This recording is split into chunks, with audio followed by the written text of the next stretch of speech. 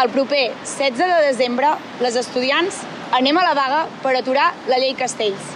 Anem a la vaga per defensar la universitat pública. Ens organitzem a instituts i universitats d'arreu del territori per fer front a la nova reforma universitària que amenaça el conjunt del sistema universitari dels països catalans, que amenaça la nostra educació, l'educació pública. L'educació superior fa temps que no és tractada com a dret. Fa massa temps que es troba en perill. Davant d'això, la fórmula del ministre Castells i del gobierno más progresista de la història és tirar endavant una nova llei que accelera la transformació de la nostra educació en un negoci, que converteix un dret fonamental en un bé al servei del mercat. La llei Castells se'ns presenta com a suposadament progressista, moderna i adaptada als canvis que ha patit la societat. Però lluny d'això, trobem que és precisament el contrari. Amenaça en convertir les institucions educatives en opaques i antidemocràtiques. Suposa un atac frontal a la capacitat de decisió de les estudiants i a la nostra representació a les universitats. Ens relega a àmbits merament consultius i simbòlics mentre augmenta les quotes de poder de les empreses privades i d'agents aliens al fet acadèmic.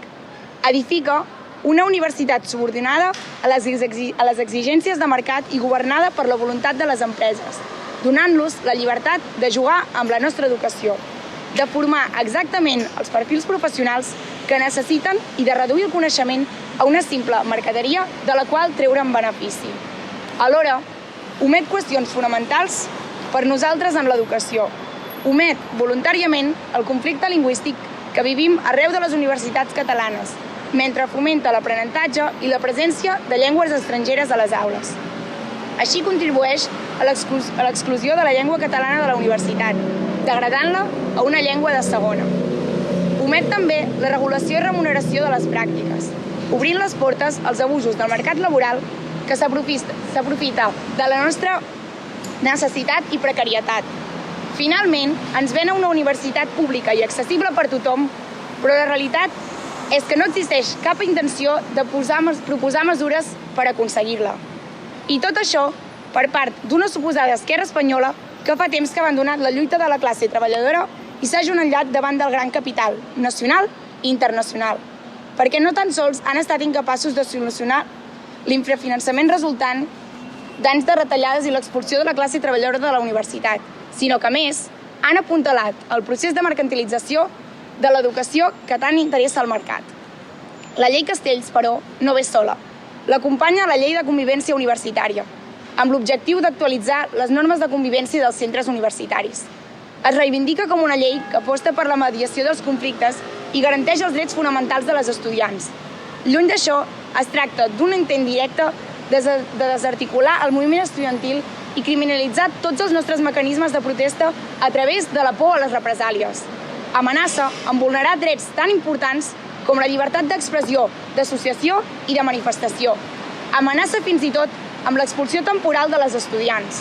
Pretén acabar amb les vagues, piquets, manifestacions, concentracions o fins i tot agitació als campus, les eines bàsiques de què disposem per transformar les aules en fronts de lluita. Amb això, demostren que no només volen una universitat al servei del capital, sinó que també volen una universitat apolítica, extirpada de tota lluita que les estudiants els hi donem quan ens organitzem per exigir les nostres demandes o per defensar-nos davant dels atacs que rep l'educació pública. Volen atemorir-nos, desorganitzar-nos, en definitiva, volen impedir la nostra capacitat de resposta davant dels atacs a l'educació pública, atacs com la llei Castells. I tot això, el Gobierno ho pretén tirar endavant properament sense comptar amb el suport del conjunt de la comunitat universitària, sense comptar amb el suport de les qui en patirem les conseqüències. Ni rectors, ni professorat, ni estudiantat estem a favor d'una llei que perjudica l'educació pública entesa com un dret. No és una llei de consens, és una llei que ha estat construïda i dissenyada per seguir les directrius que marca la Unió Europea, per seguir les ordres del gran capital. Una llei que ha seguit un procés opac amb una gran manca de transparència. Un procés completament antidemocràtic perquè no s'ha comptat de forma real amb l'opinió de les estudiants. I malgrat tot això, el Gobierno pretén tirar-la endavant, pretén portar-la al Consell de Ministres sabent que és una llei rebutjada per tots els membres de la comunitat universitària. Davant de tot això, ens dirigim als partits polítics amb representació al Congreso per dir-los: ara és el vostre torn. Teniu el deure de representar la societat catalana i, per tant, de ser fidels a l'opinió de les estudiants, però també del conjunt de la comunitat universitària. Posicionar-vos en contra de la llei Castells és de mínims i esperem que estigueu a l'alçada.